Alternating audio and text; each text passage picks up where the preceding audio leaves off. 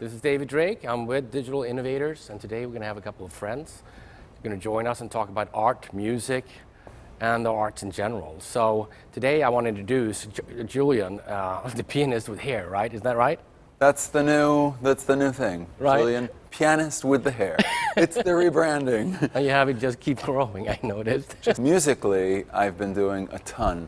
I kind of went from just being a pianist to also being a composer. And I think that with music, it's all about expressing something. And so now that I'm able to write music as well, it's a very exciting time for me. One of my recordings was just appeared in the very recent Keira Knightley movie, The Aftermath, and things are just kind of going well. But I definitely wanted to talk with you about something which you're also very involved in. Which one? Is Getting to Carnegie. Yes, I helped produce that with you. Yes, exactly. And Bill, Bill been working with my family office for a long time. You're also involved with music. We're going to go into the documentary that Julian created.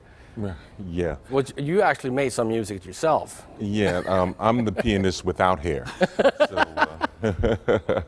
But more as a hobby and assisting other people that are in the industry, etc. So it's something that's been a passion of mine for years, but it's not something that I'm a professional or formally pursue. 10,000 hours at Carnegie Hall, right? Yeah, well, that is the idea. I mean, I started this competition called Getting to Carnegie. And I think that getting to Carnegie, in a way, it's like it's a metaphor for becoming the best that you can be. And so the slightly original thing about the Getting to Carnegie competition is that while it is for professional musicians, it rotates between violin, cello, and voice. At the end of the evening, where the 4 finalists perform, the audience is the one that chooses the winner. So it's, in a way, Carnegie Hall meets America's Got Talent, if you will.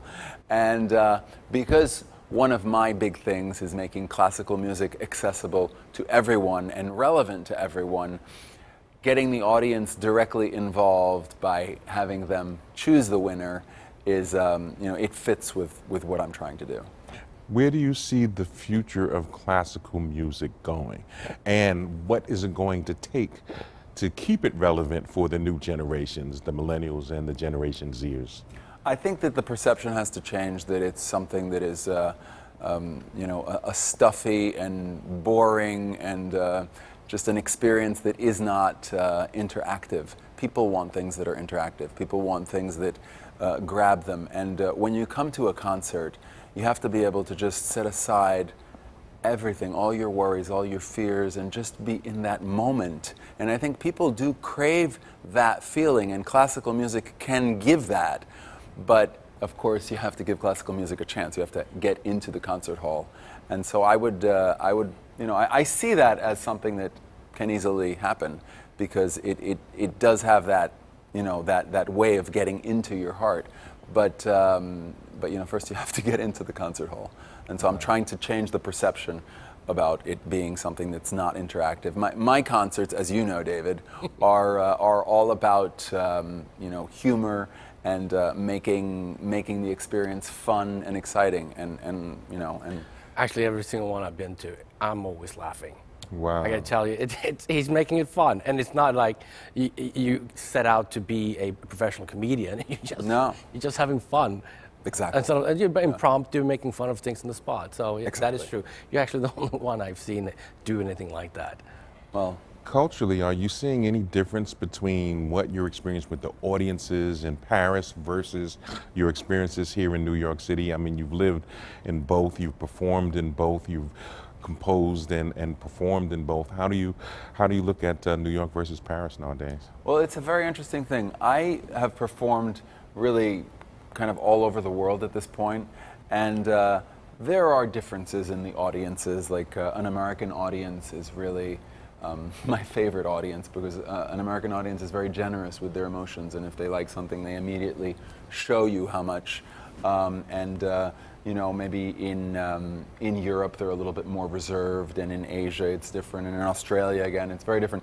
But what I have found is that when you go into a concert, and after a little while you are not like on a pulpit, you're not preaching, you're just sharing the experience, then everybody gets calm and relaxed and has a great time. That I've noticed. By the end of the concert, it's as if I'm hanging out with my friends, and that's an incredible thing. As a classically trained pianist, and now that you are composing, what is inspiring you? What are you drawing your inspiration from? That's a great question. I draw my inspiration from everything that surrounds me. For me, I travel a lot, and the most important thing for me is always the people that you meet when you travel. And so I do get a lot of my inspiration from that. Now, of course, I have 2 kids, so my latest compositions have been directly related to experiences with them. I had lost my daughter once in the busy Paris streets, and that generated a composition. And It's such a pleasure catching up with you after all this time. I mean, I've been to the concerts, but I haven't really had a chance to sit down with you like we did today and catch up over the last few years.